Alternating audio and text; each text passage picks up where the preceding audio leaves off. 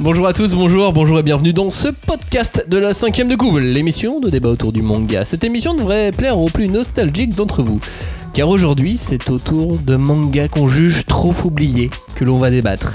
Alors prêtez un petit peu de votre attention, avec un peu de chance on vous fera même découvrir de jolies choses, nos mangas oubliés. Ceux qu'on essaie de refourguer à chaque conseil de lecture d'un pote aguerri. Des titres sur lesquels nous sommes en général un peu des forceurs, puisqu'on estime qu'on est les derniers à les défendre. Ça c'est une vraie catégorie de mangas. Sur les réseaux sociaux, on vous a très brièvement sondé. Ainsi, ce petit tour des mangas conseillés par la communauté, on va trouver dedans Togari, Heads, L'île des téméraires, Reborn, Family Compo, Gintama, La Cité Saturne. Je m'arrête là. Et c'est aussi pour ça qu'on fait cette émission. Vous vous souvenez de tous ces titres, vous ? Tous, ouais, mais il y en a que j'ai un petit peu moins lu. Mais bon, genre, Gintama, il est encore reconnu. Ouais, Gintama, il est connu grâce à l'animé quand même. Non. Family Compo, c'est un classique, c'est Tsukasa Ojo. C'est très bien. Moi, j'aime très fort le manga Heads en 4 tomes. Je l'avais trouvé par hasard à Cash Converter à l'époque, et c'est vraiment une super histoire en 4 tomes, mais j'avoue, à trouver, ils sont chiants. Ils sont vraiment très chiants. C'est l'auteur de Ikigami, c'est ça ? C'est ça, c'est l'auteur d'Ikigami. Mais il y a un vrai bon délire, c'est un vrai bon thriller. Ikigami, il a un peu oublié ou pas ? Bah, je pense que ça y est, il est oublié.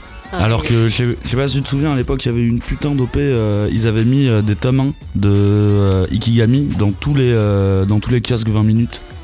Ah ouais. Ça te parle plus ? C'était une putain d'opération de com. Kazé, ils avaient pété un câble, ils avaient offert je sais pas combien de tomes 1 d'Ikigami. Et le manga, il valait vraiment le coup. Ouais. Après, sur la fin, il se... Ouais, c'est parti un peu en live, mais c'est toujours comme ça dans la fin des mangas. Mais les premières histoires, parce qu'elles sont quand même toutes un peu indépendantes, les histoires dans Ikigami, elles m'ont fait chialer, hein. Vraiment, elles m'ont fait chialer. C'est genre, le manga devrait s'appeler C'est pas juste. C'est pas juste. En tout cas, c'est pour ça qu'on fait cette émission partie 1. Car en fait, quand on commence à lister les mangas oubliés... mais il y en a trop! On termine jamais. C'est pour ça donc qu'il y aura au minimum une partie 2. Là j'ai un peu sondé aussi l'équipe. Je pense qu'il y aura aussi au minimum une partie 3, à mon avis. Nos mangas oubliés, c'est parti dans la 5ème de couve. On ne pousse pas, s'il vous plaît. On ne pousse pas, c'est inutile. Le public n'est pas autorisé à assister aux épreuves éliminatoires. Moi je crois que je pourrais être un très bon ninja. À quoi vous jouez? L'heure est grave, c'est pas le moment de faire les guignols. Mais on n'a rien d'autre à faire, on peut pas sortir. On va leur faire notre attaque secrète, l'attaque de la Tour Eiffel, ils vont rien comprendre. Et il faudra aussi parler des dessins animés, notamment des dessins animés japonais qui sont exécrables, quoi, qui sont terribles. Oh les bâtards! Oh this you crazy mother! Bonjour à tous, bonjour et re-bienvenue dans la 5ème de couve, l'émission de débat autour du manga. C'est parti pour disséquer, dépecer, charcuter et aimer le manga. Tous ? Non, seulement des vieux bouquins. Oui, ceux qui sentent la poussière. D'ailleurs, lui, il sent un peu la poussière. Enfin non, il sent pas la poussière, il nous fait mordre la poussière. Salut Cagnard. Comment ça va, Maximilien ? Ça va et toi ? Ça va plutôt bien. La grande forme ? J'aime bien cette idée d'émission, les mangas de la galère. T'as une petite voix un peu cassée ? Oui, j'ai cramé la vie par les deux bouts ce week-end, j'ai fait n'importe quoi. Pour la première fois de ma vie, j'ai été bourré pendant 3 jours d'affilée. On va s'arrêter là sur ce récit. Voilà. Elle ne sent pas la poussière puisque elle a inventé la poussière. Quel bâtard. Salut Julie. Bonjour, c'est l'émission des voix cassées. Ah bah toi aussi, qu'est-ce qui t'est arrivé ? Moi j'ai chopé un rhume, comme d'habitude. Attends, c'est-à-dire qu'il y a 2 émissions, ou 3 émissions, t'avais déjà chopé un rhume. Tu t'étais remis et t'as re-chopé un rhume ? Ouais, mais j'ai des enfants. Ah oui, bah oui. Forcément, ouais. Ça s'appelle des sacs à microbes. Ça n'aide pas. Tu as lu quoi cette semaine ? Alors, tu me prends de court. Les 10 comptines à mimer. Non. Alors, j'ai lu... Je suis sûr qu'il est vachement bien ce livre. Hein. J'ai lu Blue Flag. Serre. Non, merci. J'ai Arrête lu Peppa Pig en manga. Oh non, quelle La horreur, version seinen de Peppa Pig. Ça s'appelle du porno, mais bon. Oui, mais animalier. Tu as lu Blue Flag. T'as vu comment c'est trop bien Blue Flag ? Mais oui, c'est trop bien. Il faut le lire. Voilà. J'espère qu'on fera un petit truc dessus. On en reparlera. Je suis d'accord. Voilà. Et sinon, j'ai lu un vieux truc que tu m'avais conseillé, Cagnard, et j'ai pas accroché. C'était Mako, l'ange de la mort. L'ange de la mort. Ouais, non. Et attends, j'ai lu un 3ème truc. Oh mais t'as beaucoup trop lu. Ouais, c'est pour ça, j'ai les yeux qui sont cramés quoi. Cagnard, t'as lu quoi toi ?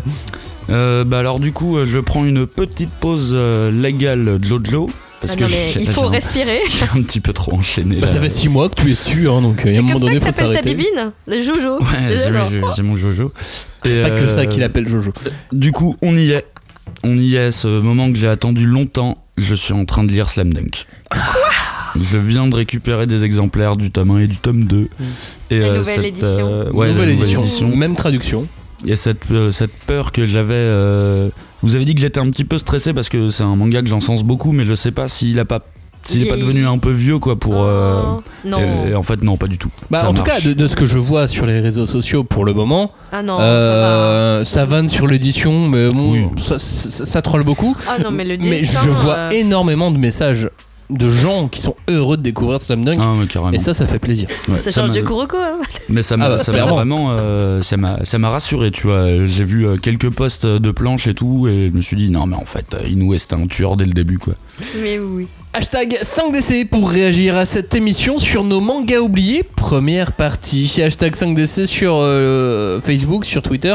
Hashtag 5DC, le groupe de débat autour du manga. La 5ème de couve.fr, on se retrouve à peu près partout avec ce hashtag, avec le mot la 5ème de couve. Pour ça, il n'y aura pas de souci.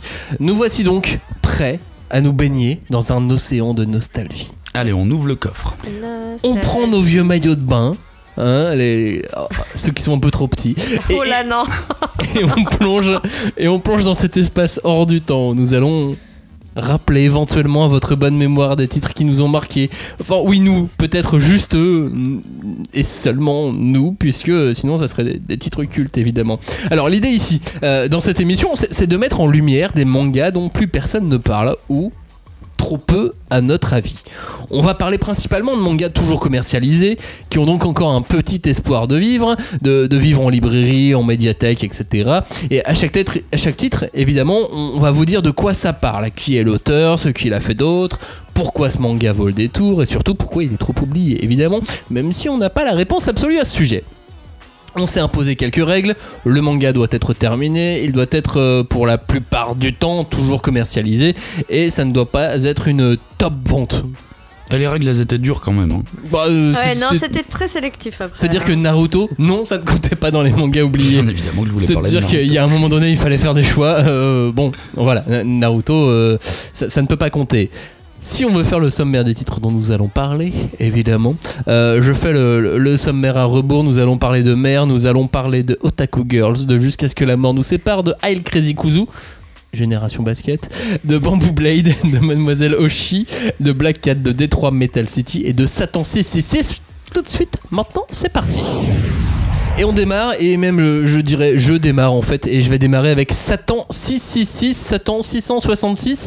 Quand on regarde les ventes, c'est un peu moins de 2000 exemplaires en 2018. Bah ça reste honorable. C'est honorable pour 19 tomes. C'est pas énorme. Hein. Oui, tous les tomes, tout confondu, oui, effectivement. Ouais, beaucoup. Non, c'est pas énorme, c'est pour ça que je l'ai mis dans les séries oubliées. Alors, Satan 666, de quoi ça parle ? On est dans un univers fantastique où des artefacts magiques, c'est mon moment préféré. Les Hoparts ont offert aux humains des pouvoirs inimaginables, et une légende court à propos d'un homme qui pourrait retourner la puissance de ces artefacts contre son utilisateur et contre l'espèce humaine. Cet homme aurait un chiffre gravé sur le front, 6, 6, 6, et il serait surnommé Bigou. Satan, Lucifer, Satan, d'où le Satan 666. Les manières de Hoparts sont spéciales et sont appelées des Hoparts tacticiens, des OPT. Mais évidemment, c'est pas drôle. Si, c'est drôle. Pardon, oui, ok. Meilleure blague OPT. des années 90. Très bien, elle a des enfants, c'est pour ça. Ouais, mon niveau baisse. Mais évidemment, ce genre de pouvoir va rendre certaines personnes très avides de pouvoir et en quête d'Hoparts toujours plus puissants afin de les utiliser à de sombres desseins. Ça, c'est évident. Dans ce manga, on rencontre une jeune fille qui s'appelle Ruby Crescent, dont le rêve est de devenir une chasseuse de Hoparts, aussi renommée que son père, Zect. Et un jour, elle se voit sauvée par un jeune garçon très puissant, Geoffried, un garçon qui possède un rêve des plus surprenants: conquérir le monde et devenir le plus grand combattant du monde. Mais le plus surprenant dans Joe, c'est que son corps renferme l'esprit de Satan, autrement dit, le plus puissant de tous les démons. Pas du tout cheaté. Pas du tout cheaté. Ça rappelle rien du tout en plus. Un héros très fort qui renferme en lui un démon. Comment il s'appelle déjà son frère ? le frère de l'auteur. Alors, l'auteur, qui est l'auteur L'auteur n'est autre que Seishi Kishimoto. C'est-à-dire donc le frère jumeau de Masashi. Oh là là. Masashi Kishimoto qui est l'auteur de Naruto. Et effectivement, Seishi Kishimoto, c'est donc le frère jumeau. Il a sorti avant. Hein. Ouais. Alors peut-être qu'ils ont réfléchi ensemble à une idée, ils ont fait deux histoires, mais... Est-ce qu'ils sont proches ? En fait, ils sont jumeaux, oui. Ouais, mais tu sais pas, peut-être qu'ils ne parlent pas tant que ça. Mais Kishimoto, il parle beaucoup de lui dans les premiers tomes de Naruto, dans les interchapitres. Il parle de leur enfance, ouais. de et ce il qu'ils dit faisaient. très clairement que c'est pas lui le génie, quoi, que c'est son frère.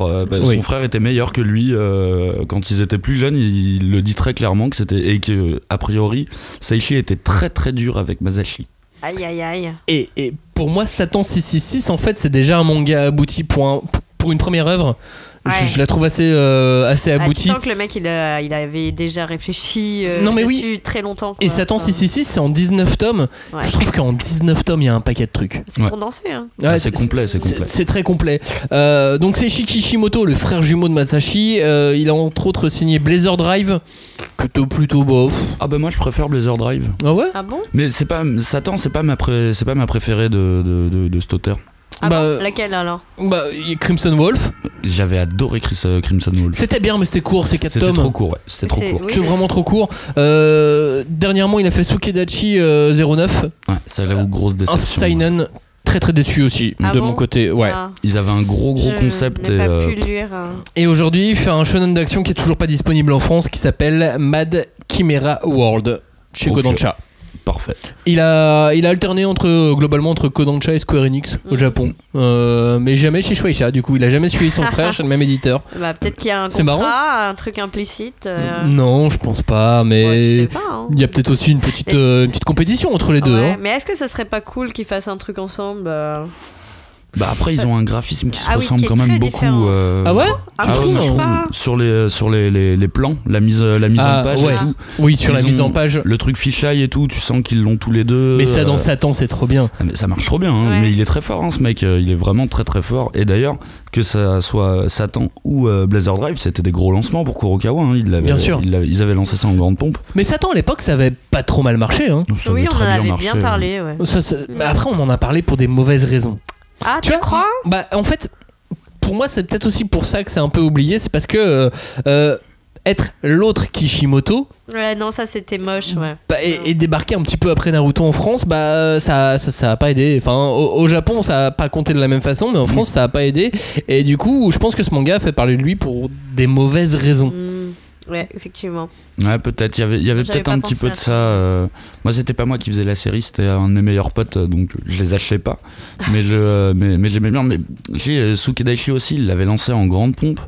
Mais je suis putain, la déception. Sukedachi, en plus, on passait en seinen. Ouais. Et je sais pas, c'est pas fait pour. Ah non, mais son trait, il est pas fait pour. Lui, il est pas fait pour. Il y avait des super idées dans Sukedachi, mais la réalisation, c'était pas. Oui, son trait, il est pas du tout. Ça matchait pas en fait. Il y avait un petit. À chaque fois, quand tu lisais, t'étais content. En plus, c'était du seinen. Tu sais, c'est ces seinen qui sont autoconclusifs en 1 ou 2 chapitres. Ouais, c'était des petites histoires. Mais de toute façon, il y avait ce truc. Le manga était un peu neuneux, tu vois. Il avait pas un vrai traitement seinen, il était un peu neuneux, c'était genre œil pour œil, dent pour dent, le truc qui avait aucune logique et ils arrêtaient pas de le répéter. À la fin de chaque chapitre, c'était œil pour œil, dent pour dent, on va vous faire mal. Ouais, mais il y a plein de seinen qui sont comme ça, de seinen un peu thriller ou d'enquête, qui sont autoconclusifs avec toujours la même réplique à la fin. Ouais. Oui, c'est vrai. Mais c'est une façon de faire, tu vois. Mais c'est un truc que je déteste, et surtout quand c'est un peu neuneux comme ça. Peut-être qu'il avait pas assez développé, enfin je sais pas. En fait, il aurait fallu partir sur quelque chose de beaucoup plus feuilletonnant. C'est ça. Parce que ça manquait un peu, tu vois, de corps, quoi. Ouais, carrément. Et puis les persos, t'y croyais pas, ça marchait pas. On était loin de Satan 660. Ah, on était carrément loin. Pourquoi ce manga est bien aussi, c'est que les O-Parts et les OPT, les pouvoirs et les armes qu'ils ont. C'était riche, c'était ingénieux, c'était fort, c'était beau, c'était simple. Ouais. Aussi, ce manga était très simple, hein.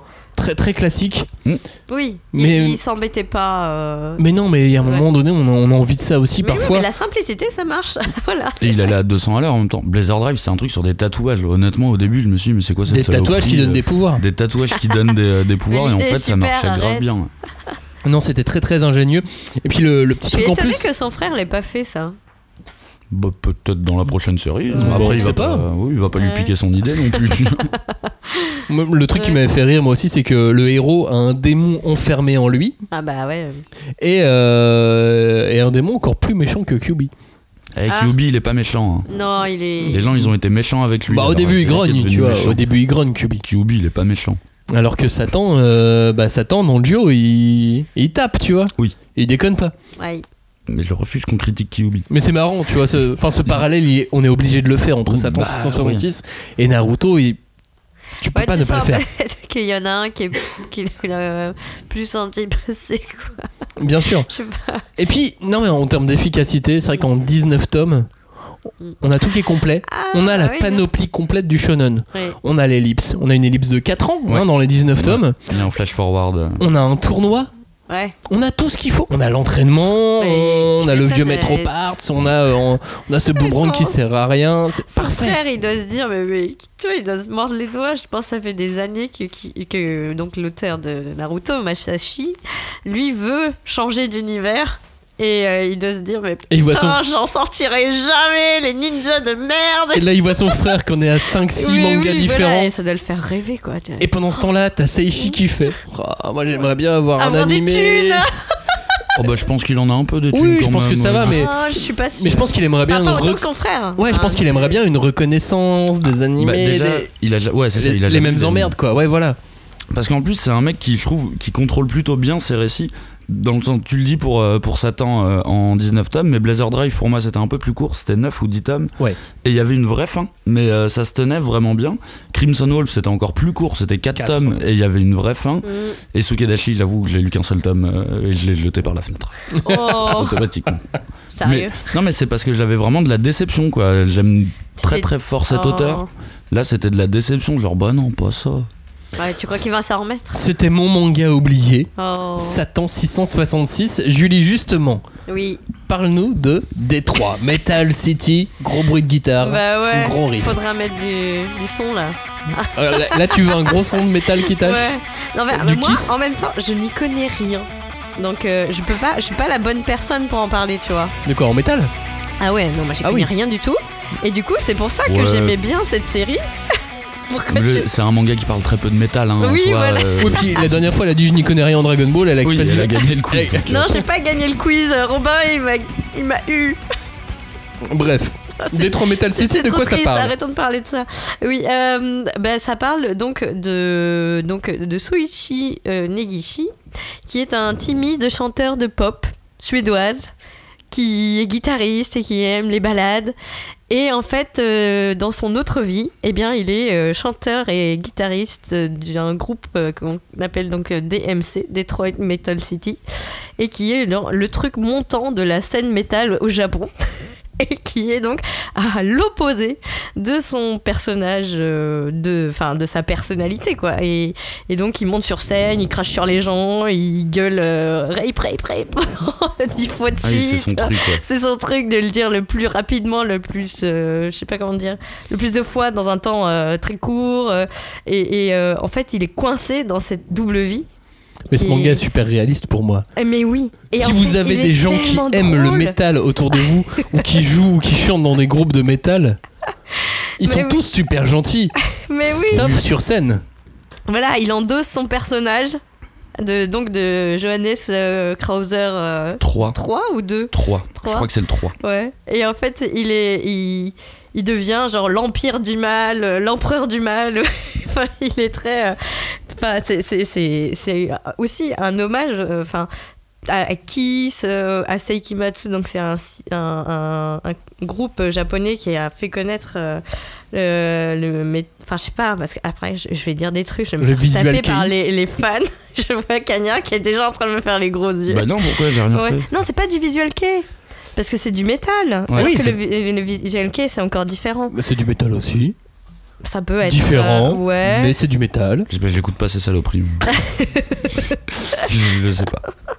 Mais donc, et en fait, le problème donc dans la vie de Soichi, c'est de faire la différence entre donc son personnage public et ce que lui il est dans la vraie vie, ce que lui il voudrait faire dans la vraie vie, donc devenir un artiste reconnu pour ses ballades pop et surtout sortir avec une fille qui aime la musique pop suédoise. Et pas du tout la musique métal. Non, pas du tout.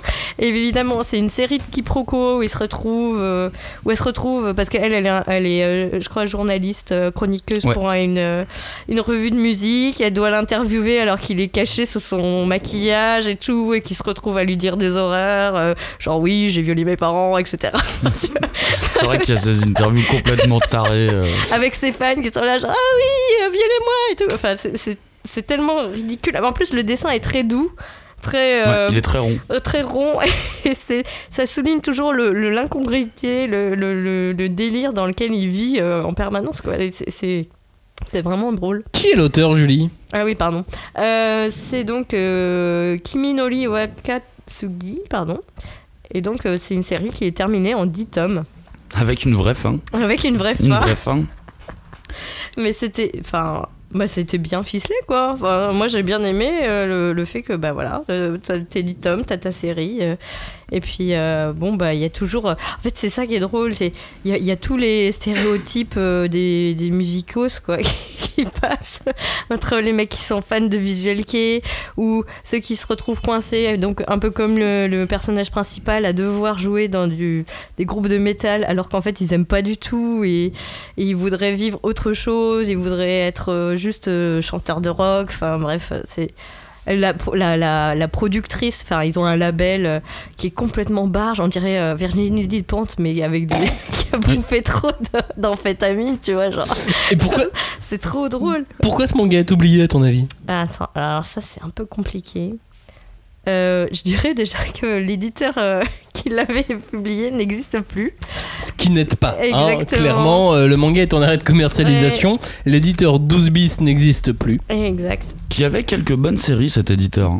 Dont des 3 Metal City, ça c'était leur vrai bon choix, quoi. Il y avait Glover aussi qui était vachement bien, un truc de bagarre qui était cool. Oui. C'est de la bagarre, quoi. La Corde d'Or aussi, c'était chez eux, je crois. Un truc sur la musique. Ah, ça me dit rien, ça. Mais la harpe. La harpe, peut-être. J'ai pas tout très bien suivi. J'ai moins kiffé les mangas sur la harpe en général. Mais après, c'est vrai que c'est un manga qui est. J'en ai aucun qui lui ressemble, quoi. Ah oui, c'est genre le truc ovni. Complètement oui, c'est ovni. Ça, c'est un ovni. Et puis, il y a c'était reconnu quand même, puisqu'il a eu donc le prix du meilleur shonen au Japan Expo Awards en 2009 pour la catégorie seinen. Je me demande qui était dans le jury des Japan Expo Awards en 2009, mais je pense qu'il y avait des gens super capés. Ouais, je pense. Moi, je n'en dis pas plus. Mais à mon avis, il y avait des gens qui étaient à un niveau intellectuel qui est bien en au-dessus de ce qui se passe aujourd'hui. Sans vouloir... Oh, allez, tout de suite là, c'est méchant. Mais c'est vrai qu'à l'époque, il y avait un petit peu plus de prise de risque sur les prix des Japan Expo Awards. Ça allait voir des tout petits titres, des trucs assez incongrus. Là maintenant, c'est... Mais ouais, j'étais dans le jury, mec. Okay. Tu peux pas tester. C'est pour ça. T'as noté le nom du nouveau manga de l'auteur ? Alors non, excusez-moi. Je l'ai noté, figure-toi. Heureusement que tu es là. Sa nouvelle œuvre s'appelle Ashita no Esa Kimi Dakara. Oui, Ashita no Esa... Oui. C'est drôle, arrête. Pardon. Super blague, oui. Oui, blague quand tu comprends le japonais, en fait. Ouais. Ça veut dire, toi qui es la proie de demain, tu vois, genre toi qui es mon déjeuner de demain, et c'est des monstres qui attaquent les terriens, un truc comme ça. Oui, c'est ça, ils revisitent le survival horror en jetant des lycéens en pâture à des monstres, tandis que les autres camarades se font dévorer. A priori, ça a l'air rigolo, ça a l'air encore con, mais beau. Mais je pense en fait, c'est un mec qui doit lire beaucoup de choses, et tu vois, quand il y a quelque chose qui lui plaît, il fait une espèce d'hommage, quoi. Donc là, mix, il aime, je sais pas, le métal, et il essaye d'en faire un manga vraiment. Enfin, moi, je l'ai vu comme de la vulgarisation de trucs métal, tu vois. Clairement. Oui, clairement. Et puis, pour moi, c'était aussi la version la plus, comme tu disais, réaliste, la plus simple et la plus, j'allais dire, bon marché, tu vois, du héros avec une double vie, tu vois, il se transforme un peu comme Superman, c'est Clark Kent, sauf que dans sa vie à lui, il devient genre le super méchant, le super vilain qui peut se permettre de maltraiter les gens qui dans la vraie vie le maltraitent lui, tu vois. Ouais, parce que c'est une victime quand même. Hein. Oui, c'est une victime, clair. C'est une vraie victime. Et en plus, il est mauvais comme chanteur pop. Vraiment, il est mauvais. Ça décolle pas et on se demande pourquoi. Mais parce qu'il est mauvais. C'est dit plusieurs fois. Hein, il est mauvais. Ouais. Et en même temps, son rôle dans le groupe de métal, c'est un gros exutoire pour lui parce que lui, c'est une victime qui est timide. Mais tous les autres aussi, hein, son batteur, les autres membres du groupe qui sont tarés. Et puis ils ont même une espèce de mascotte, c'est un mec qui est payé pour se faire maltraiter. Ouais, c'est ça. Lui, il est génial. C'est mon personnage préféré. C'est comment il s'appelle dans Pulp Fiction, la crampe. C'est l'équivalent de la crampe. Détroit Metal City de Wakasugi Kiminori, c'est plus disponible. Voilà, vous l'avez ou vous ne l'avez pas. Vous avez des bouquinistes, vous avez internet. En vrai, les 2-3 premiers tomes se trouvent à des prix corrects. Les 2-3 derniers tomes se trouvent à des prix abusés sur internet. Ah oui, t'as regardé? Oui, il faut. C'est dommage. Et si c'est dommage. Mais ça demande de la patience pour compléter cette série. Et les bibliothèques, non? J'ai pas pris le risque là de regarder. Ouais, je sais pas. En médiathèque, certaines doivent l'avoir, mais elles sont rares, je pense. Parce que c'est quand même un manga très pipi caca. Hein. On est quand même en plein dedans. Je sais pas si c'est le truc des bibliothèques. On n'est pas très CDI, clairement. Non, c'est pas très CDI friendly. Et d'ailleurs, si je dis pas de bêtises, il y a eu un animé et il y a même eu un drama. Il y a eu un film live. Totalement eu un film live. Je sais plus si c'était un drama ou. C'était drôle parce qu'ils ont demandé à des vrais chanteurs, tu vois, de participer au truc. Il y a même eu des trucs avec Kiss et tout. Non, mais c'est parce qu'en fait le nom des 3 Metal City, c'est une chanson de Kiss en plus. Oui, c'est une référence à une chanson de Kiss. Et puis il y a d'autres références, genre Marilyn Manson. Il y en a des belles. Ouais. Oui, il en fait beaucoup. Mais c'est bien parce qu'ils ont vraiment tourné ça en plus comme un pur shonen. Dans le sens où quand ils deviennent les membres de Detroit Metal City, ils s'affrontent entre groupes, ce qui a aucun sens. Tu vois, en vrai, c'est comme s'ils avaient pris le manga Beck et qu'ils avaient rajouté le côté débile de Ranma 1/2, des affrontements, comme tu dis, rape, le plus rapidement possible. Et ils ont parfumé ça en plus d'un côté pipi caca, mais très très assumé. Il y a le scato metal dedans, genre mais ça existe pas le scato metal. Mais enrobé dans du glam rock. Ah ouais, non mais c'est un joyeux bordel ce titre, mais il m'a fait beaucoup rire. Mais voilà, c'est ça, c'est qu'on se tape de très bonnes barres, de très bonne qualité. Nostalgie suivante, parle-nous de Black Cat Cagnard. Alors moi j'ai décidé de prendre Black Cat, je vais même être honnête avec vous, je l'ai volé ce titre à Robin, vu qu'il participe pas à l'émission, mais bien fait pour sa gueule, Robin. Il avait qu'à être là. Oh. Donc c'est un titre de 2001 qui a été publié chez Glénat Manga. 2001. Oh la vache. Il y a 18 ans. Ah ouais, ça commence. J'ai fait le décompte pour toi parce que un peu. Je sais que c'est dur les maths. Donc c'est Kentaro Yabuki qui a écrit cette série. Qui est vraiment très célèbre surtout pour To Love Darkness. Oui, avant qu'il devienne accro aux petites culottes. Ouais, complètement. Bah moi du coup. Il y a pas de petites culottes dans To Love, hein? Ah bon? Non, elle porte pas de sous-vêtements, pourquoi? Ah oui, d'accord. À quoi ça sert quoi? Black Cat Cagnard, de quoi ça parle? C'est un shonen qui est en 20 tomes et qui se tient très bien d'ailleurs, qui a une vraie fin, un vrai développement. Il n'y a pas de tournoi, je crois, Maxime. Hein. Non. Aucun intérêt. Désolé, je crois qu'il n'y a pas de tournoi dans ce manga. Non, j'ai tous les tomes de Robin chez moi en tout cas. Des espèces de mercenaires tueurs à gages ou des choses. Alors on suit l'histoire de Train, Ernest et Sven qui sont 2 nettoyeurs en gros et qui officient dans le monde de la mafia, de la pègre. Train, c'est un ancien tueur qui faisait partie d'une organisation. J'aimais bien ces trucs très grandiloquents, genre l'organisation. Il y avait 13 tueurs à gages. Lui, c'était le 13e, c'est celui qui portait malheur à ses victimes. Et l'organisation, c'était quoi la phrase exacte? C'était elle contrôlait plus d'un tiers de l'économie mondiale. La donnée qui a aucun sens, tu vois. Genre, ok, c'est des vendeurs de tabac. Non mais c'est ça, tu comprenais jamais. Et du coup, Train quitte cette organisation à cause d'une certaine affaire qu'il n'a pas supportée.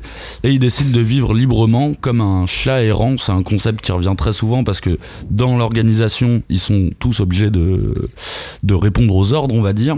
Et il rencontre Sven et avec Sven ça va un peu devenir pas des nettoyeurs mais il règle des affaires. Comme dans Get Bakers. Et, oui voilà. Il y a un côté Get Bakers là-dedans et c'est à peu près la même période et du coup on va suivre sa vie à lui. Qui est pas oublié en revanche, qui est toujours culte. Ah bon, Get Backer, bah, il aurait eu sa place là. Hein. Ouais, je pense Enfin, aussi. Get Backer, il aurait eu sa place. Qui a lu tu vois, Get Backers dans les. Non, mais il fait partie des 50 mangas cultes à lire dans sa vie, tu vois, Get Backers avec Sirène. C'est pour ça qu'ils sont pas dedans. Dans une liste très personnelle, du coup, j'imagine. Continue, Cagnard. Alors, on va se confronter là en mode battle de liste. Ça va être. Tu voulais redire quelque chose sur l'auteur? L'auteur s'est fourvoyé du coup derrière en signant To Love et To Love Darkness et To Love Culotte et To Love tous les démons avec des seins et des pourquoi fesses. Black Cat c'est bien alors?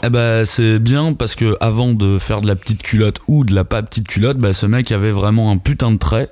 Et en fait, il y avait pour un shonen, je trouvais que le sujet il était moi je l'ai lu assez jeune quand même et je trouvais que le sujet il était hyper mature vu qu'on parlait de la pègre, de la mafia. C'était quand même plus mature que les autres shonen que je lisais. Il y avait limite un petit côté Et moi j'ai halluciné parce que c'était le premier qui parlait de nanotechnologie. Oui. Ça parle de nanotechnologie au bout d'un moment. On en parle dans Gunman, pardon, mais. Ah, mais c'est de la SF, hein. Tout est dans Gunman. Oh. Et du coup, je pense qu'on va entendre cette phrase, mais un nombre incalculable de fois pendant les 2 prochains mois. Années. Ouf. Et du coup, j'aimais bien ce côté mature. En même temps, ça me rappelait un peu Hunter par certains aspects. Ça me rappelait un peu Yu Yu Hakusho. Le fait de mélanger la mafia et les démons en même temps, j'aime bien ce genre d'ambiance. Ils aiment bien la bagarre aussi. Hein. Et les démons, ils aiment bien la bagarre. Ouais. Et après, en fait, le gros avantage de Kentaro Yabuki, c'est ses chara design, quoi. Tous les persos sont des tueurs. Même si. Pour l'avoir lu en 2018 et l'avoir découvert en 2018, alors forcément, ça change les choses dans l'approche du manga. Ouais. Ça a un peu vieilli. Ah bah oui, forcément. Évidemment. Après, c'est pas grave, hein, mais ça a un peu vieilli en termes de chara design. Je trouve que ces chara design dans To Love, tout ce qu'on peut reprocher à To Love, ils sont beaucoup plus modernes. Oui, c'est normal. Il y en a un qui a été fait il y a 18 ans, quoi, du coup. Et l'autre qui a été fait il y a 3 ans, forcément. Mais c'était vraiment ce truc des designs des persos. Dès que t'avais parce que, bien évidemment, tu vas faire la rencontre des 13 tueurs à gages de l'organisation. Et chacun de ces persos a une arme spécifique. Oui, j'ai pas précisé que lui, il avait un flingue. Un flingue, ouais. Et chacun de ces persos en fait pourrait être un spin-off à part entière parce qu'ils sont vraiment trop stylés, ils sont tous hyper ténébreux bien évidemment. Mais il a fait que des héros en fait. Oui, mais quand tu présentes comme ça, moi j'ai l'impression tu vois que il aurait pu être auteur de comics en fait. Tu vois, ça tend plus à l'univers comics par certains côtés. C'est vrai qu'il y a mais la suite de sa carrière a montré que non. Oui, que c'était pas ça. Il s'est dit oh non, les fondamentaux du manga. Voilà, bon, bref. Mais finalement, effectivement, il y a un côté hardboiled dans ce titre vu qu'on parle vraiment de polar. Alors, c'est pas vraiment des enquêtes, hein, on reste sur un truc de baston quand même avec des pouvoirs et tout. Mais effectivement, il y a un petit côté noir. Pourquoi c'est oublié à ton avis? C'est oublié à cause de To Love, je pense. C'est à cause de ça. Le mec, il s'est fourvoyé et plus personne ne veut parler avec lui. Il a perdu tous ses amis, toute sa famille. Mais il a des dessins animés avec To Love. Plus personne. Mais il y avait un animé de Black Cat aussi. Oui, il existait. Mais après, celui-ci, je pense qu'il n'a pas spécialement de raison d'avoir existé parce que c'est un titre qui marchait très bien à l'époque. Il y avait beaucoup de gens qui le lisaient. Aujourd'hui, en 2018, 17 ans après sa sortie, on est à quelques petites centaines d'exemplaires. C'est encore très bien, c'est tout à fait honorable de réussir à en vendre autant. Sans que personne n'en parle au final. Hein. Sans que personne n'en parle. Uniquement bouche à oreille. Après, il y a ce truc, tu vois, la production du manga, elle est telle que c'est hyper facile pour un titre d'être oublié, quoi. Surtout si c'est une série courte, à 19 tomes, j'appelle ça encore court pour un shonen. En fait, tu peux pas rester dans les étals des librairies pendant des années, quoi. T'es obligé de faire du turnover. C'est et là, il faut que des gens comme nous en parlent pour que ça déclenche des micro petites ventes, quoi. Oui, peut-être. Et encore, mais mais oui, c'est mon petit titre. C'est mon petit titre quand je vais chez mes parents. Je sais que j'aime bien relire Black Cat. T'as un petit truc en plus, un petit bonus à rajouter dessus? Un petit bonus à rajouter. Ouais, les armes. Donc chacun des tueurs possède une arme spécifique. Et franchement, c'est des armes de gogol, quoi. C'est vraiment des armes de gogol, mais elles sont trop stylées. Je me souviens même pas. Puis zéro fanservice dans Black Cat. Ah oh là là. Pas tant que ça, en fait. Pas tant que ça. Non, ça va. Couverture, décolleté. Oui, ça. Adresse-toi à ton auteur. Hein, Non, il y avait pas. Et il y avait Sven aussi. D'ailleurs, Julie parlait du côté très comics. Et c'est vrai que Sven, son partenaire, c'est clairement un mec qui sort de Dick Tracy. Tu vois, il a un chapeau, un cache-œil. Il sort très clairement de Dick Tracy. Ouais. J'aime bien ce côté polar thriller un peu rétro, tu vois. Black Cat, c'est édité chez Glénat. On change radicalement de genre. Julie, Oui. parle-nous de Mademoiselle Oishi, 28 ans, célibataire, dont quelques exemplaires se sont vendus en 2018. Eh ben c'est très bien. Quand je dis quelques, ça veut dire moins de 100. Oui, J'ai mais jamais c'est entendu parler de ce confidentiel titre. de chez Confidentiel. Alors ça fait partie des livres, enfin des premières séries éditées chez Sakka, je pense. Mhm. Et Ça parle de quoi? Alors, ça parle donc de, on suit Mademoiselle Oishi, qui s'appelle donc son prénom c'est Kon. Madame Délicieuse, donc Non, je pense que c'est c'est un Grande autre. Pierre Oishi. Ah. Désolé. C'est technique. Hein. Oui, je l'avais pas celle-ci. Mais et en fait, on la croise, donc elle a 28 ans, elle fait un petit boulot dans lequel elle se plaît pas forcément, mais qui lui a permis de rencontrer un mec qui décide de divorcer pour se mettre en couple avec elle. Et puis en fait, elle se rend compte que c'est un naze. Et donc petit à petit, tu la vois prendre son indépendance, découvrir. Mais c'est la méchante de l'histoire. Bon, pourquoi? Le pauvre, il Bah, divorce pour se mettre avec elle. Mais en fait, il perd son job et il décide de vivre à ses crochets, tu vois. Stylé.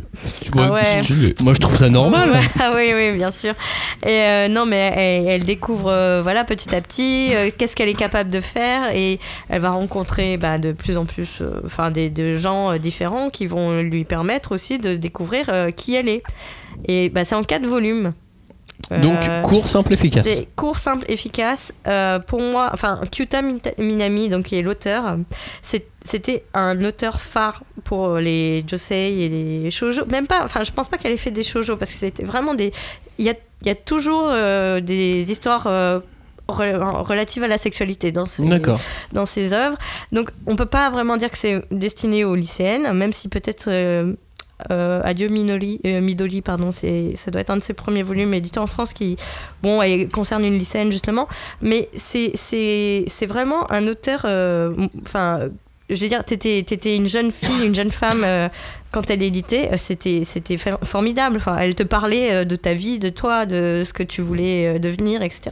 Donc c'était vraiment. Même aujourd'hui, finalement, c'est hyper dur. Je pense qu'on peut se retrouver encore dans Mademoiselle Oishi aujourd'hui. Ah oui, je pense, parce que alors en plus, alors ça fait les trucs qui vous font hurler, vous.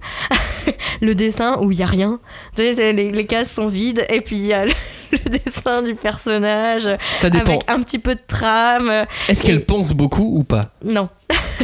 Moi, c'est ça qui me bloque le plus parfois dans certains types de mangas. C'est quand le héros ne fait que penser. C'est minimaliste, c'est vrai. Mais moi, j'ai toujours trouvé son dessin hyper élégant. Et elle peut traiter de sujets hyper trash, mais ça reste vraiment... visuellement, t'as pas honte de lire ça dans le métro, quoi. Ah, genre, oups, une chatte. Bon, bref. Mais c'est pas... C'est tombé d'un coup, là. On l'a pas vu venir. Mais finalement, tu vois, ça reste pas... C'est pas du tout bizarre. Elle a craqué complet, quoi. Meilleur argument du manga, quoi. Pourquoi c'est oublié, Julie? Écoute, c'est oublié parce que... je sais pas. En fait, je suis triste que ça ait jamais vraiment décollé. Chez Sakka, c'était... ça a vraiment décollé avec Terma Aeromae, quoi. Oui. Donc, même si l'habitant n'a fini, voilà. Et Mirai Nikki, il y avait Mirai Nikki aussi. Mirai Nikki, c'était leur essai shonen, oui, ça c'était le premier truc, mais je pense qu'il y a plein d'autres petites séries en 2, 3, 4 volumes qu'ils ont essayé de lancer. Et je sais pas, il y avait quelque chose qui était... Il y avait une petite barrière, quoi. C'était pas des vrais gens du manga, tu vois, qui faisaient ce catalogue. C'était peut-être trop tôt aussi. Peut-être. Un petit truc en plus? Un petit truc en plus. Écoute, la dernière fois que je suis allée au Japon, c'était il y a quelques années, mais j'ai demandé un de ces mangas phares des années 90 et on m'a dit... Qui s'appelle? Alors, ça n'a jamais été traduit, donc si on traduisait en français, ce serait La température des rêves. Mm-hmm. Et c'est super beau, c'est pareil, une jeune femme qui est... Et paf, une chatte. Il y en a un peu, mais bon. C'est une histoire d'une prof qui tombe amoureuse d'un de ses étudiants, lycéens. Et pareil, c'est en 4 volumes, ça n'a jamais été traduit. Et quand j'ai posé la question à un libraire, il m'a dit non mais ça, madame, ça n'existe plus, tu vois. Genre, t'es trop vieille. Libraire d'occasion, s'il vous plaît. Voilà, elles sont très grandes. elles sont tout là-bas. est là, en face. De l'autre côté. C'est dans le même centre commercial. J'étais vraiment triste parce que, enfin, non mais c'est super. Enfin, c'est un auteur qui mériterait d'être redécouvert vraiment. Et bah tu sais quoi? Comme bientôt on fait une émission sur l'histoire du shoujo. Ah bah oui, mais je vais t'en parler, mais je vais te bassiner tu avec. Tu pourras nous en parler. Ouais, mais c'est formidable. Attends, elle fait en 4 volumes, elle traite mais de plus de sujets que certaines séries. Tu vois, en 30 volumes sont capables de t'évoquer des trucs de société. Toutes les formes d'amour sont traitées en 4 volumes. Même le deuil, même la perte, même l'homosexualité, comment sortir du placard de façon honnête et digne. Enfin, c'est vraiment très, très, très bien fait. Mademoiselle Oishi, 28 ans, célibataire, Kota Minami. C'est édité chez Saka. Et j'enchaîne avec un titre qui n'a absolument rien à voir. On part sur du sport.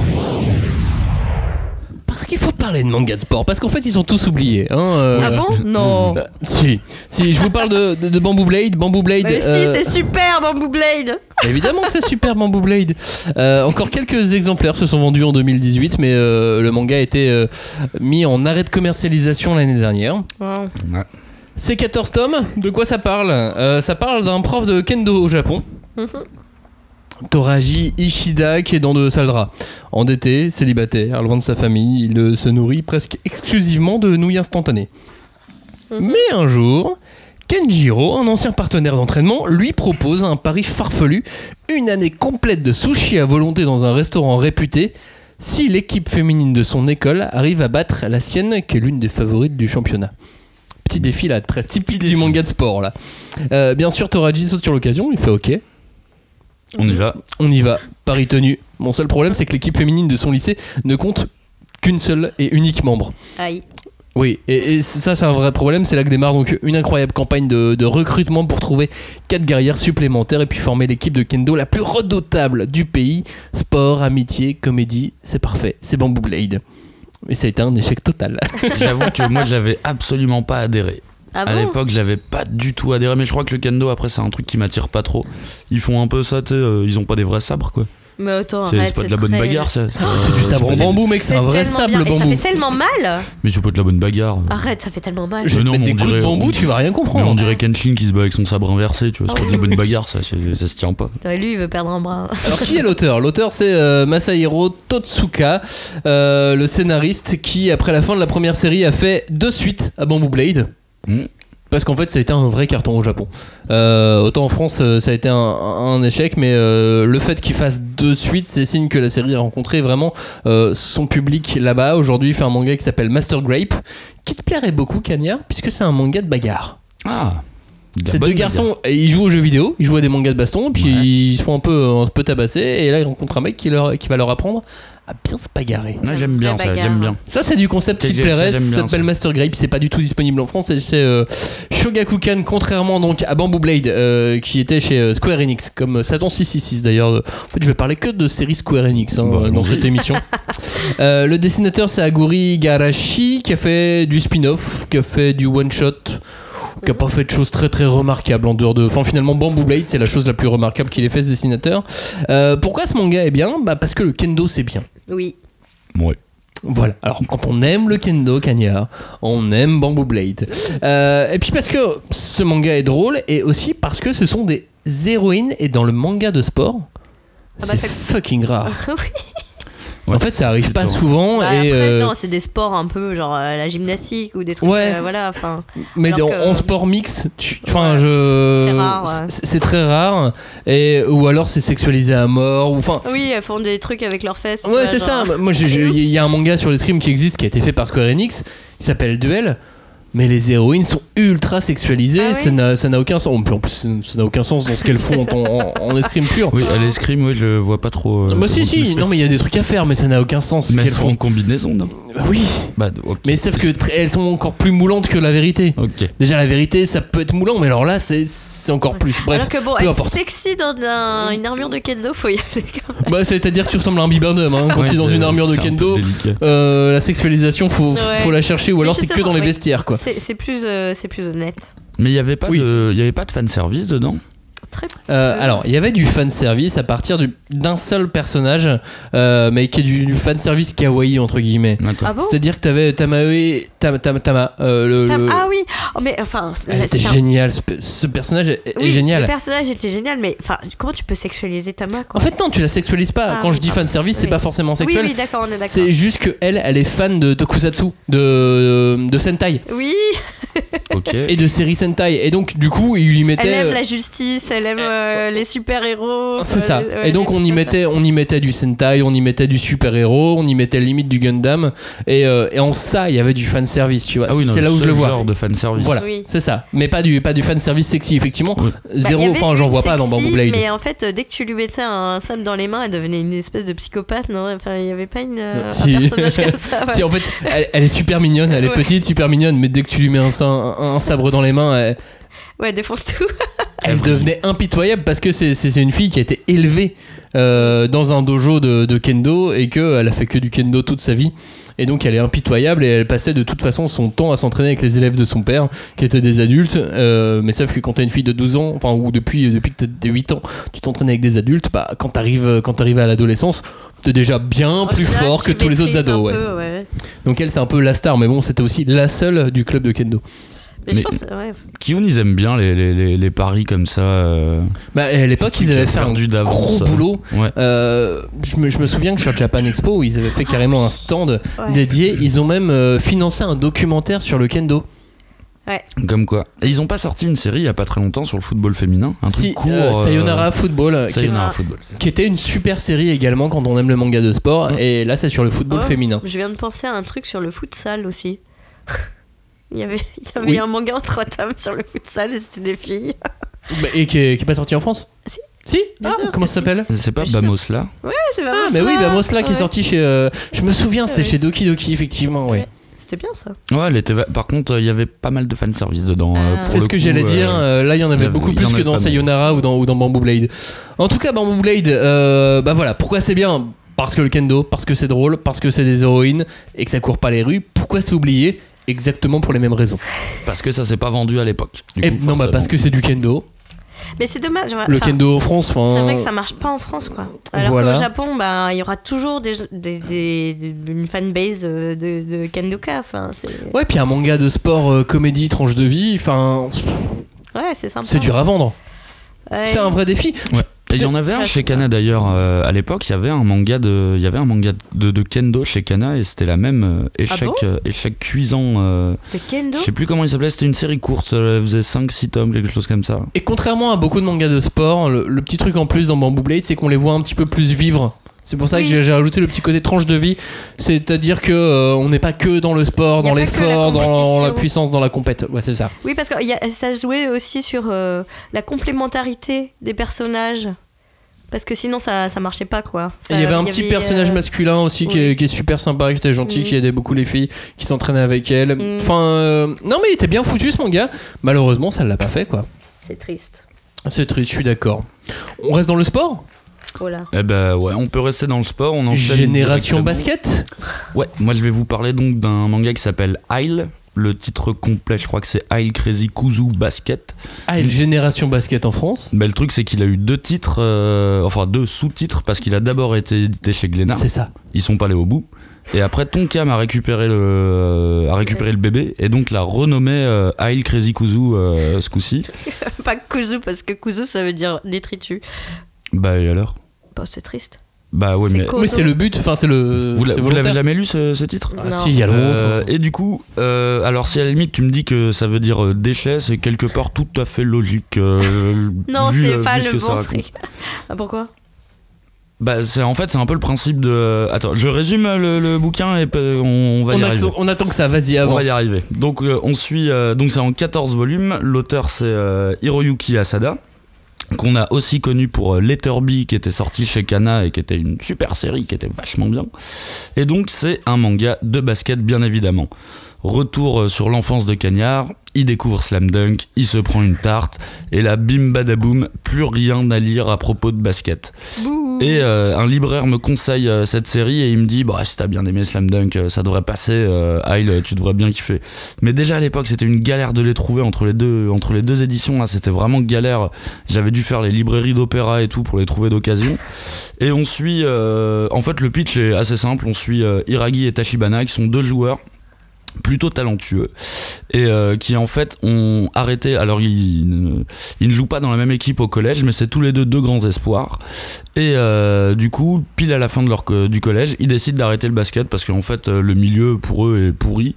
Si je dis pas de bêtises, Iragi se bat contre un arbitre, donc il est interdit de match, et Tachibana c'est juste un taré, c'est vraiment un taré qui se bat tout le temps. Ils vont se retrouver au début de leur première année de lycée dans la même école, et ils vont former une équipe de basket à deux. Alors du coup ils vont aller trouver d'autres personnes, et on est un peu sur le même principe. Déjà ils se détestent forcément, et on est un peu sur le même principe de Slam Dunk. C'est le club des déchets en fait. C'est vraiment que des mecs qui ont arrêté à un moment le basket parce que il leur est arrivé une couille, il leur est arrivé un truc, et c'est vraiment le club des losers quoi. C'est le vrai club des losers. Mais tu vois, ce que j'aime bien dans ce manga, comme dans Bamboo Blade, comme dans plein de mangas de sport, c'est quand ils sont pas assez pour faire le club et qu'ils doivent trouver les nouveaux membres. Ah, alors est-ce qu'il J'aime recrute bien de ces façon passages, un peu sale? ces passages recrutement, moi. Parce que il y a plusieurs façons de recruter, hein. Des fois c'est un peu filouterie, tu vois, genre tu dis pas. Oui, on arnaque, et puis des fois on tombe sur un mec qui vient d'un autre sport, et puis non, mais j'aime bien en général dans les mangas de sport, oui, y a plein ces moments recrutement. Il y a plein de manières de les amener comme ça. T'as la manière baston, comme dans Slam Dunk. Alors quand Mitsui revient, ça occasionne une bonne bagarre avec tout le monde. T'as Dream Team chez Glénat, qui est un autre manga de basket, où c'est un petit peu la même tonalité que Isle. C'est des gens qui sont déçus en fait, qui ont arrêté de jouer à un moment, qui ont été déçus par le milieu du sport et par le milieu des adultes. Et là, toute l'idée, c'est de les convaincre de retrouver la flamme quoi. Et de retrouver le goût du jeu. Et pourquoi c'est bien? Pourquoi c'est oublié? Alors c'est bien parce que franchement je le mets carrément non, je le mets pas au niveau d'un Slam Dunk. Slam Dunk reste meilleur, mais en 15 tomes c'est vraiment fort d'avoir réussi à faire ça. La fin elle m'avait vraiment limite fait chialer. Le dernier match il est vraiment super triste, et ça fonctionne en fait. Juste ça fonctionne très bien. Moi j'aime beaucoup le design de cet auteur. C'est pour ça que quand je l'ai retrouvé dans Letterby, ça m'a fait bizarre parce qu'il y a un perso qui est exactement Tachibana dans Letterby, c'est la même tête. Et en termes de chara design, c'est un malade. À tel point que il y a une série animée en ce moment qui est diffusée, qui s'appelle Dororo, qui est le remake de Tezuka. Il est chara designer, c'est le chara designer de la série. Ah d'accord. Et ses chara designs sont trop stylés. Ah ouais, non mais il a un truc, ce mec, il a vraiment un truc. Et je suis persuadé que ce gars-là est un basketteur parce qu'il a vraiment saisi l'essence du jeu, et du fait de la victoire au final, c'est peut-être pas forcément ce qui est le plus important. Et non mais vraiment la fin elle est à chialer. La fin elle est vraiment à chialer, c'est genre génération perdue. C'est vraiment trop cool. Galère à trouver. Je rajoute un petit truc en plus, c'est que c'est une série donc qui a été en arrêt de com, qui n'est plus disponible, non, elle est plus disponible officiellement. En occasion, elle se trouve à des prix extrêmement raisonnables. Ah ouais, tout le monde s'en fout de cette série. Ouais, clairement. C'est vrai. c'est un état de fait, c'est comme ça, tout le monde s'en fout. Non, on trouve ça à 2, 3, 4 euros au grand max. Alors, je vais poser une question un peu. Parce que quand je me souviens, tu vois, des couvertures ou même d'avoir feuilleté le truc, il y a quand même une espèce de touche un peu. Dans le dessin, c'est un peu boys love, non? Non. Ah, je savais que t'allais dire ça. Mais absolument pas. Non, après les mecs ils sont stylisés, tu vois, ils sont stylés, tu vois, mais il y a pas du tout de touche. C'est les années fin 90, début 2000 au Japon, quoi. Ouais, ils sont fins et lancés, tu vois, mais du coup c'est le. On a ce côté poseur de cette époque, mais c'est tout. Oui, c'est vrai qu'ils ont ce côté poseur. Oui, c'est moins. Ils sont pas en mode rigolo, voire ridicule, comme on peut avoir dans Slam Dunk par moment. Non. Alors, c'est un manga qui est assez drôle. C'est un manga où il y a un personnage. Tu dirais qui pas. De quoi? T'as pas l'impression que ce serait le premier mot qui viendrait à l'esprit, tu vois? Rigolo, en fait, il est marrant. Tachibana, c'est un personnage qui est très drôle. Il a un coup spécial, il met des coups de pied sautés à 2 pieds.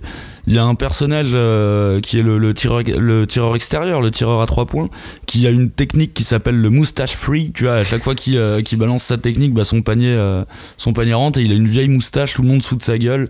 Non, c'était un titre très drôle et poignant en même temps. Aile Crazy Kuzu, Aile ou Génération Basket, enfin il a mis le nom. La génération des ordures.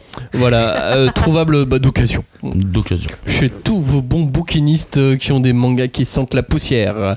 Ce titre, celui dont je vais parler, vous allez peut-être un peu moins le trouver chez les bouquinistes, mais vous pouvez le trouver en neuf toujours, chez un peu tout le monde, jusqu'à ce que la mort nous sépare. Ouais. Toujours chez Square Enix, toujours chez Kiyun aussi d'ailleurs. Oui. Tu veux que je te donne le titre en VO ? Oui, vas-y. Until Death Do Us Part. Merci. J'ai toujours kiffé ce titre. C'est quelques petits milliers d'exemplaires en 2018. C'est 26 tomes. Un peu plus long. Je pense que c'est la série la plus longue qu'on présente ce soir. De quoi ça parle ? Eh bien, ça parle d'action. C'est du pur de manga d'action. Oui. À l'époque, je disais, c'est le Daredevil du manga. Aïe, aïe, aïe. Il y a un peu de ça, hein. C'est le Ben Affleck du manga. Ah non. Ah bah c'est celui de l'époque, hein. L'histoire, c'est celle de deux personnages qui n'étaient pas prévus qui n'avaient pas prévu de se rencontrer, qui n'avaient pas prévu de cohabiter. Il y a la jeune Haruka Toyama qui possède un pouvoir singulier, l'omniscience. Elle peut prédire l'avenir avec une précision de 90%. Ce don fait obligatoirement d'elle une proie pour les organisations mafieuses et les grands groupes industriels de tout le pays qui veulent l'exploiter pour leur propre compte. Et alors qu'elle essaye d'échapper à ses ravisseurs, elle croise un aveugle dans la rue et son don lui fait comprendre aussitôt que cet aveugle, cet homme, c'est le seul à pouvoir lui sauver la vie. Lui, c'est Mamoru, un redoutable sabreur très craint dans le milieu des assassins, et à la base il fait partie d'une organisation acceptant des contrats pour punir les criminels, sauf qu'il refuse de tuer et il veut juste les punir. Et ce duo improbable de cette jeune fille et de cet aveugle va les emmener dans de folles courses-poursuites, d'incroyables scènes d'action de manga. Et donc Daredevil du manga parce qu'il est aveugle, évidemment. Oui, mais il a un système qui lui promet... Non, oui, après il a une technologie avec des lunettes. Ouais. Un sonar. Voilà, ouais, c'est un sonar. Ce qui est pas mal aussi. Ce qui est pas mal du tout. Ce qui est pratique. On aimerait tous avoir un sonar. C'est pas un gars qui se bat avec une épée en bois, tu vois. Oh là là. Lui, il fait la vraie bagarre, lui. Ah, lui, il fait la vraie bagarre. Oui, mais c'est bon, c'est un tueur à gages à la base. Non, il a pas le droit de tuer. Oui, il a pas le droit de tuer. Lui, il aimerait bien tuer, mais il a pas le droit. L'auteur, c'est qui ? Au dessin, c'est WS, dont on a parlé il y a peu parce que c'est le dessinateur de Isaac. Bonne réponse. Yes. T'auras pas de points en plus pour le quiz. Je sais. Au scénario, c'est un vieux de la vieille, c'est Hiroshi Takashige qui s'initie son plus grand succès, je pense. C'est sa série la plus longue. Il avait fait Striker en 95. Voilà, ça me dit rien. Enfin, c'est sorti en 95 en France, mais c'était en 89 au Japon. Oula. Ah oui, quand je dis que c'est un vieux de la vieille, c'est un vieux de la vieille. Striker, c'était en 2 tomes. Je pense qu'il n'y a que moi qui l'ai lu. Ouais, je pense là. Puisqu'en fait, c'est 2 tomes sur 11. Glénat l'a arrêté au bout de 2 tomes à l'époque. Ils n'ont même pas cherché à comprendre. Spriggan en VO, le nom. Série donc stoppée malheureusement. Puis récemment, il a fait Red Data Book. Ok. Et pourquoi c'est bien ? Pour l'action. Parce que c'est du 100% action. Pour les dessins, parce que quand on veut du 100% action et qu'on a des dessins au niveau, ça fait plaisir. Pourquoi c'est bien ? Pour le genre qui est pas si commun en fait dans le manga. Au cinéma, il y a plein d'histoires de ce genre. Ouais, dans le cinéma asiatique, le cinéma coréen, le cinéma japonais, ils adorent ça. Ça en est rempli. En manga, c'est beaucoup plus rare. En manga, c'est vraiment pas quelque chose de commun. Les combats étaient géniaux. Mais vraiment comme pour Daredevil en fait, quand tu mets un aveugle dans une baston avec 15 types, c'est forcément stylé. T'es obligé d'être ingénieux, t'es obligé de faire un truc ultra stylé. En plus effectivement sa technique de sonar avec ses lunettes et ses pas, plus la fille qui lui conseille des... Enfin, ça envoie sur plein de scènes d'action, plein de moments très originaux. Ok. Et étonnant. Et j'ai pas souvenir d'avoir vu beaucoup mieux dans le ce genre. Type-là, ouais. Mais comme tu dis, c'est un genre qui est pas très très exploité, donc je suis même pas sûr d'en avoir beaucoup d'autres. Il fait un peu de John Woo ce manga, tu vois. Il fait un peu le cinéma de John Woo. Tu vois le manga Reload qui était sorti chez Doki Doki, 3 tomes.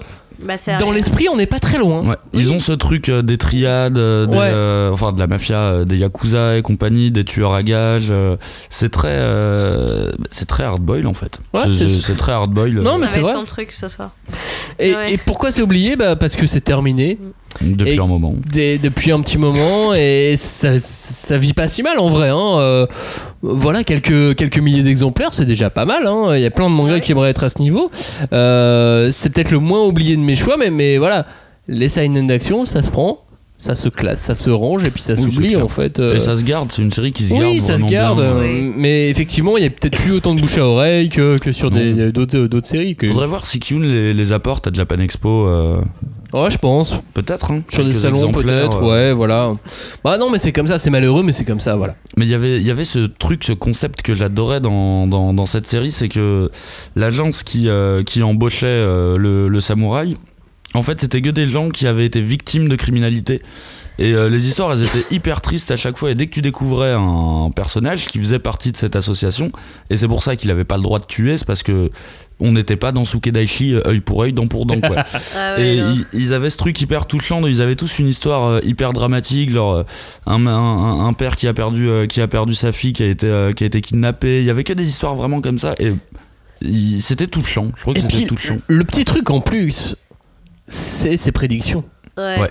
Les prédictions, en fait, dans un scénario, quand tu écris quelque chose, quand tu imagines une histoire, quand t'as un personnage capable de faire des prédictions, tu peux t'amuser. Ça offre un jeu scénaristique s'amuse bien, assez incroyable. C'est classique, hein. Mais si on voit l'avenir, peut-être que ça va le modifier, ou alors peut-être que ce qu'on voit, ça nous permet de faire ce qu'on a prévu de faire.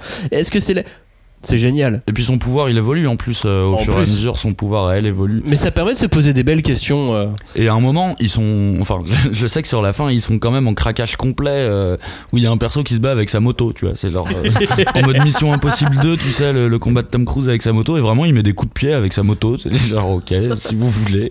Mais avant de passer au manga suivant, chez Kiyun à l'époque, c'est sorti à peu près en même temps qu'un autre manga qui s'appelle Kurokami Black God, qui était génial aussi, dont je parlerai dans une prochaine partie. Mais c'était, d'ailleurs sur la toute fin, ça devenait carrément un truc politique parce qu'il parlait des pays africains où il y avait des dictateurs et des sociétés qui passent par ces pays. Enfin, non mais ce scénariste est ouf. Il était vraiment Spriggan. Si un jour on l'a en version française, les 11 tomes, c'est incroyable. En termes de manga d'action, c'est génial. Manga suivant, on change de genre. Radicalement. Otaku Girl, quelques centaines d'exemplaires sont vendus en 2018. Otaku Girl sorti chez Doki Doki. De quoi ça parle, Julie ? Ça parle de lycéens. Et donc on tombe donc sur le jeune Abe qui tombe amoureux d'une fille qui est dans sa classe qui s'appelle Ruby Asai. Et en fait, il se trouve que Rumi est complètement, sa réalité est filtrée par une grille de lecture boys love, voire carrément yaoi, voilà. Et donc c'est donc ce qu'on appelle une Joshi, donc fille pourrie. Le concept qui était assez à la mode dans les années 2000-2010, donc qui servait à désigner ces jeunes filles qui étaient qui revendiquaient de lire que du boys love, que du yaoi, et qui avaient une espèce de sous-culture de parodie notamment des séries les plus connues.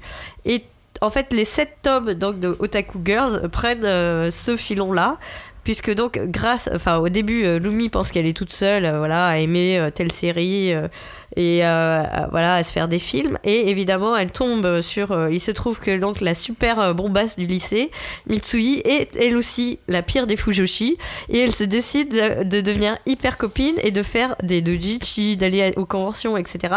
Et le pauvre garçon qui est amoureux, il se retrouve moi ce que j'ai trouvé touchant, c'est que c'était le garçon qui se disait je connais pas cet univers, mais allez, je fais un effort. Et il allait avec elle découvrir la culture boys love, etc. Et c'était tellement drôle, tellement rigolo. Et en plus, il y a évidemment le beau gosse du lycée qui se trouve être aussi très au courant parce que sa sœur est mangaka, etc. Donc c'était qui est évidemment le meilleur ami de pauvre Abe, qui lui ne connaît rien, donc il se fait vraiment latter par tout le monde.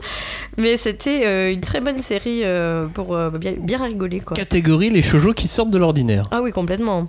Et puis et ultra accessible. Dans quel sens ? Dans le sens la lecture est accessible, les univers, les Oui, blagues, multivers, on n'avait pas besoin d'être un lecteur habitué de shoujo. ouais, y je a crois pas. non. Enfin, tout pour le coup, le monde, a priori, peut le prendre en main, quoi. C'était un shoujo parce que la fille, c'était une auteure fille, mais et les personnages. Oui, puis un magazine de prépub shoujo, ainsi de suite, quoi. Mais je trouvais que c'était aussi une façon d'inviter le lectorat masculin à se pencher sur la culture du BL, quoi.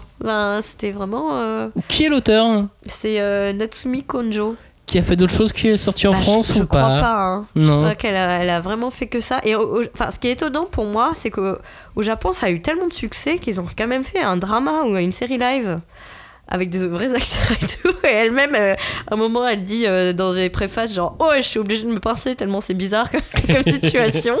Et c'était assez progressiste parce que, encore une fois, il montrait que c'était pas une culture fermée de filles pourries, etc.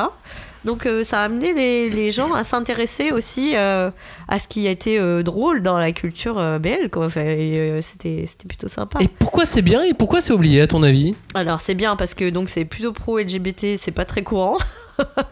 Il faut quand même le noter. C'est bien parce que c'est d'un humour. C'est très otaku, mais finalement maintenant on se rend compte que c'est quand même très partagé aussi. Et pourquoi c'est oublié ? Parce que c'est fini, je pense. Que c'est seulement 7 tomes. C'est seulement 7 tomes, mais c'est pas plus mal, hein. C'était peut-être un peu trop tôt aussi, tu vois. Un truc C'était satirique sur le yaoi à l'époque. Parce qu'on est sur de l'humour et en même temps sur du shoujo.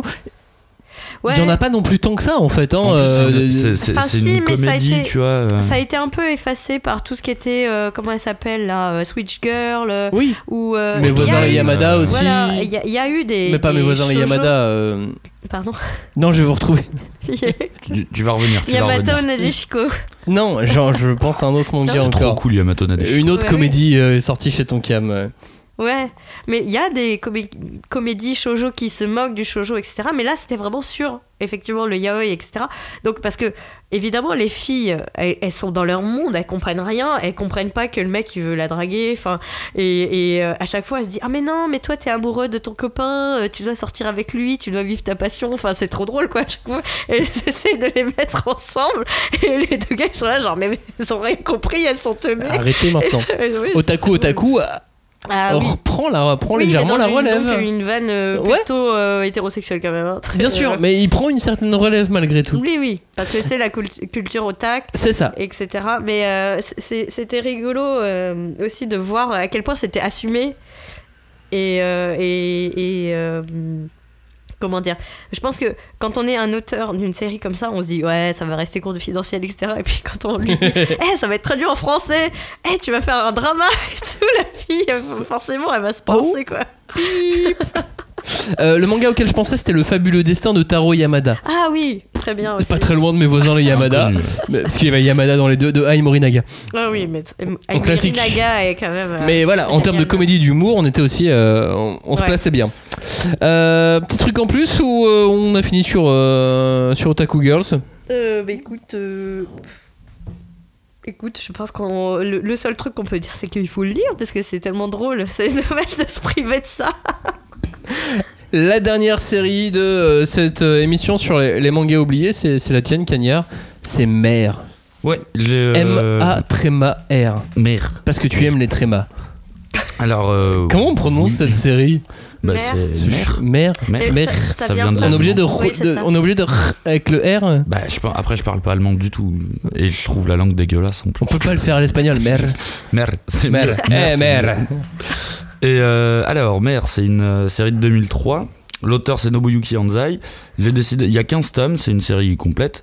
J'ai décidé de la garder pour la fin parce que c'est peut-être la plus classique que j'ai dans ma liste de 3. Totally classique. Et c'est surtout la dernière série que mes parents m'ont offert. Oh, ils m'ont jamais racheté de manga après parce que ma collection commençait à devenir trop grosse et tu sais, ils arrivaient plus à trouver de séries t'en as trop que j'avais pas, et c'est historiquement la dernière série qu'ils m'ont offert. Et quand ils me l'avaient offert, ils m'avaient limite expliqué genre c'est devenu trop compliqué là de t'offrir des mangas, si tu veux on te donne de l'argent, tu vas chercher tes mangas mais on peut plus choisir pour toi quoi. Et c'est une série que j'ai toujours bien aimée, qui est assez, qui est un petit peu jeunesse. Hein. C'est un bon vieux shonen. On suit bien classique, bien tout droit comme on aime. Il est straight to the point. C'est vraiment, on ralentit pas, on avance très vite.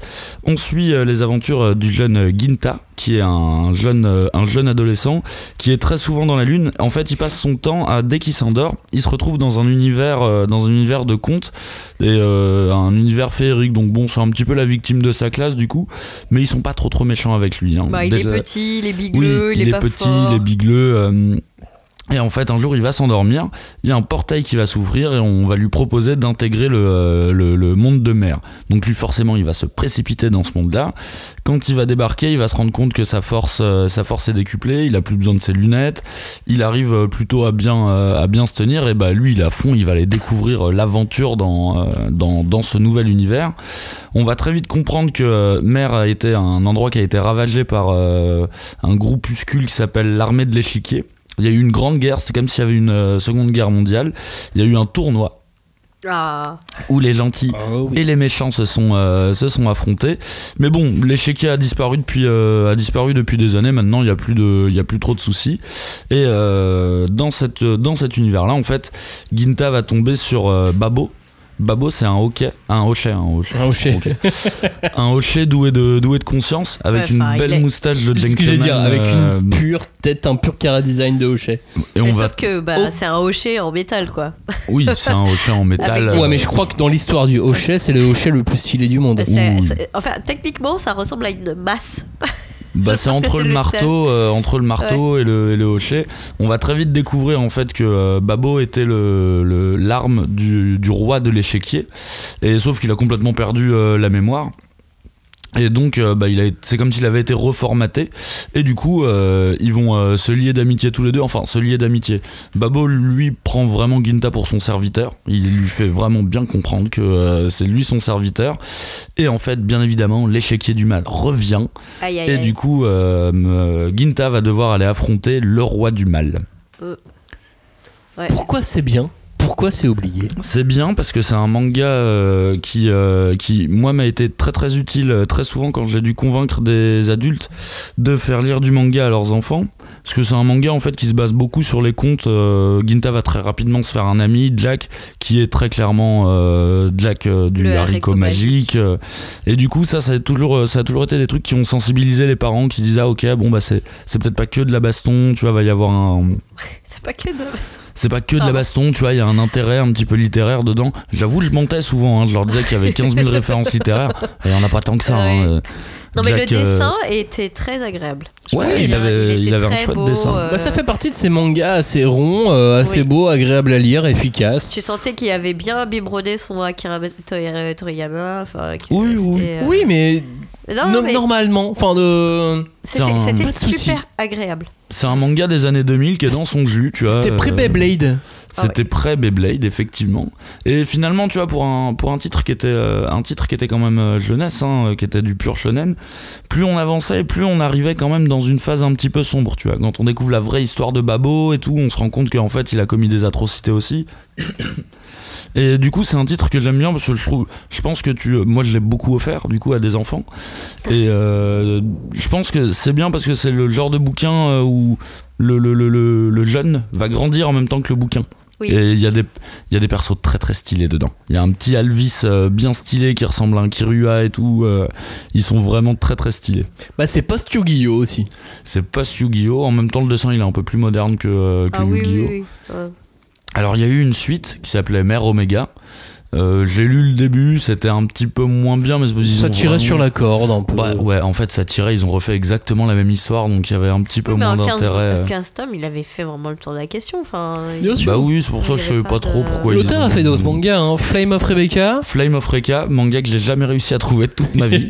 Mais après on m'a dit que Flame of Rebecca c'était un petit peu bas du front, enfin... Toi ça va te plaire parce que c'est un tournoi. On m'a dit c'est un tournoi de A à Z Flame of Rebecca. Mixim qui avait pas trop marché. Mixim c'était le bordel. C'était le bordel Mixim. Et t'as noté le nom du manga qu'il est en train de faire en ce moment ? Eh ben non. Eh bien c'est Urua no Sekai de Arisugawa. Ok. On attend la traduction de Julie. J'ai pas compris le début en fait. Urua no Sekai de Arisugawa. Ulua, c'est quoi? C'est un isekai parce que c'est un autre monde. Le monde alors, à l'envers. Oui, le monde à l'envers de Arisugawa. Arisugawa, ouais. D'accord, j'étais pas sûr que Arisugawa c'est son nom. Mais... moi non plus, nous non plus. Nous non plus. Mais en termes de design, on est ultra efficace sur les quelques images disponibles au sujet de ce manga. Quand on voit les couvertures, on a très très envie de le lire. Ouais, je trouve. Non, mais voilà, je suis étonné qu'il soit pas déjà sorti, acheté, vendu. Sachant que Mère était plutôt une bonne vente, Mère Omega, je pense pas que c'était une vente dégueulasse non plus. Il y a dû y avoir quelques personnes qui l'ont en tout cas, par rapport à l'investissement. En tout cas, à 15 tomes, ça fait vraiment une très bonne petite série. Elle est très pétillante. Ouais. C'est une série qui est hyper pétillante. On a fait le tour. On a lâché nos 9 mangas oubliés. Ouais, mais on sait que t'as déjà partie 2 et partie 3 sous le coude là. Non mais moi j'en ai une quinzaine encore minimum. Oui, la liste encore. Et on n'a même pas fait intervenir Robin et Johnny et compagnie. Ah oui, parce que Johnny, Robin, Flavien, ils en ont aussi. Hein. Bah ouais. En fait, on a tous des mangas oubliés. Puis Flavien, ça va être des titres super chelous, je le sens. Moi, je veux être là quand il va présenter ses titres. En tout cas, vous, donnez-nous vos mangas oubliés. Évidemment, faut nous fournir. Vous allez nous donner plein d'idées. On va faire, mais oui, mais il y a celui-là aussi. Et puis on fera plein d'émissions comme ça. On reviendra sur nos mangas oubliés. Merci de nous avoir écoutés. Hashtag 5DC sur Twitter, hashtag 5DC, le groupe de débat autour du manga, la 5ème de couve.fr. Merci de nous avoir écoutés. On vous dit à très bientôt. Ciao. Salut. Bye bye. Salut.